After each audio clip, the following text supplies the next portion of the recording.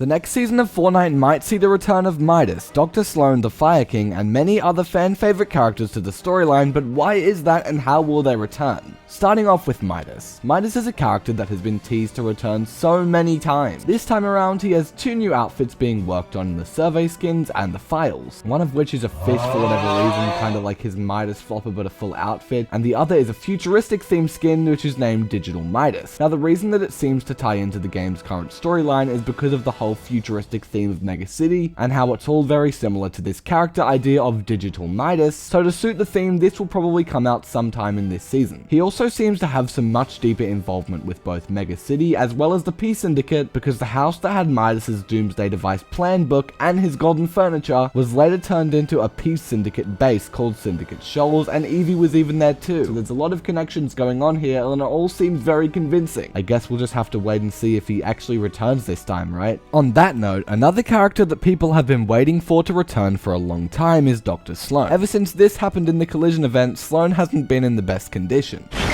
Yeah, that one's gonna mess her up pretty bad, or at least we would think so. A new survey skin of Dr. Slone has recently been revealed, and it shows her with sand powers, and if you didn't know, next season of Fortnite is leaked to be a tropical theme with a volcano and a sandy desert biome. So this would be a very suitable time for her skin to return with these sand powers, but it does seem very out of place. Why does she have these sand abilities? Well, her character image here is very interesting when we compare it up against the character Mizuki, who is a Battle Pass character who is the Empress of the River Guard. It seems like both of these characters control natural elements of the world with their bodies, and they can also gain unique abilities from doing this. This season, Fortnite has been wanting to expand on this whole elemental idea, and we know that because there's another new storyline character as well. Her name is Serenade, and she has also been said to have been gifted powerful abilities from the natural element of water. This all seems to be building up to some sort of elemental themed faction or season, or maybe even just some new biomes on the map. Slone is tying into this whole elemental thing with her sand style, but how did she get these powers and what can they do? It could quite literally be anything at this point, and my guess is that this skin here is an adaptation to next season's sand biome. Kind of like how when Slone returned in Chapter 3 Season 1 she had a snow style. I also think this whole elemental faction idea is where we will start to get all our answers to where these powers came from. The closest that Fortnite has ever really gotten to a full elemental themed storyline was all the way back in Chapter 1, when the island came in contact with the Ice and Fire Kingdom. The Ice and Fire King were two very interesting characters to follow along because they were trying to rule a society in the Ice Moon, but their own individual desires for greed and power for wealth led them to fighting against each other. That was until a cosmic storm tore a shard off the Ice Moon and brought it here, and the fight for power, wealth, and treasure was what we got to watch unfold in the island in various events, and it was a really cool story to follow. Coincidentally enough, the most wanted event last season included a syndicate called the Cold-Blooded Syndicate, and their logo from last season is very similar to one of the main treasures from the Fire King season all the way back in Chapter 1, but it wasn't only relevant back then. Now more than ever, it seems like this tropical theme and the rumors of a volcano might genuinely bring back the Fire King to the story, because we know that he was frozen in the water of the island when he was defeated by the Ice King. And something that we also know about is how the island was blown up last chapter, and then the 0 Point grabbed things from the explosion and brought them all here to the new island. This would of course include the Herald's Tree, possibly Dr. Slone if she's still underground from when this happened, and also the Fire King too. But let's take our focus away from what happened on the old island, and rather let's venture over to a whole new reality where a man is being rebuilt piece by piece. It's none other than Geno.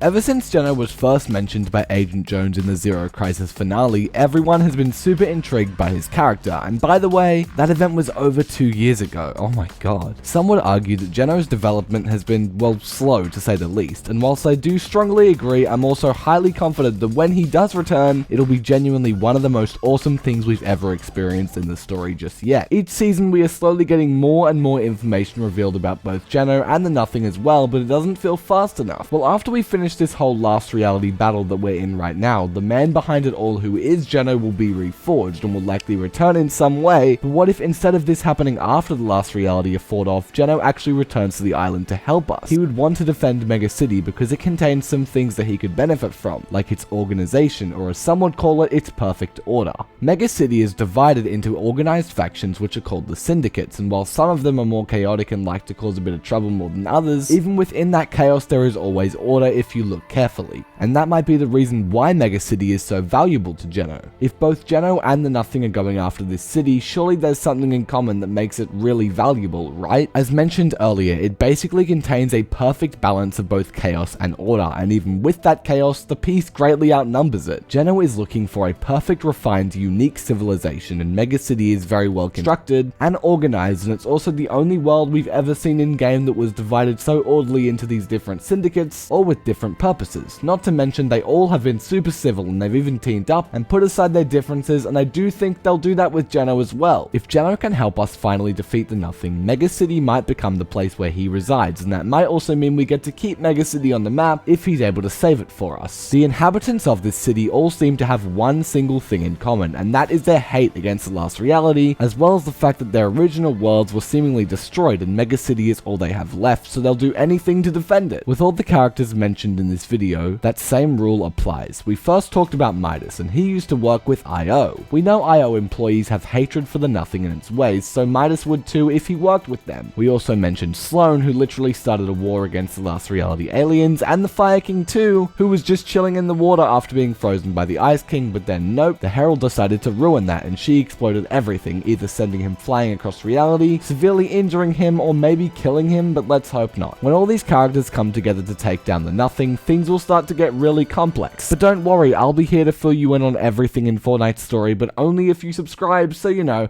I would do that if I were you.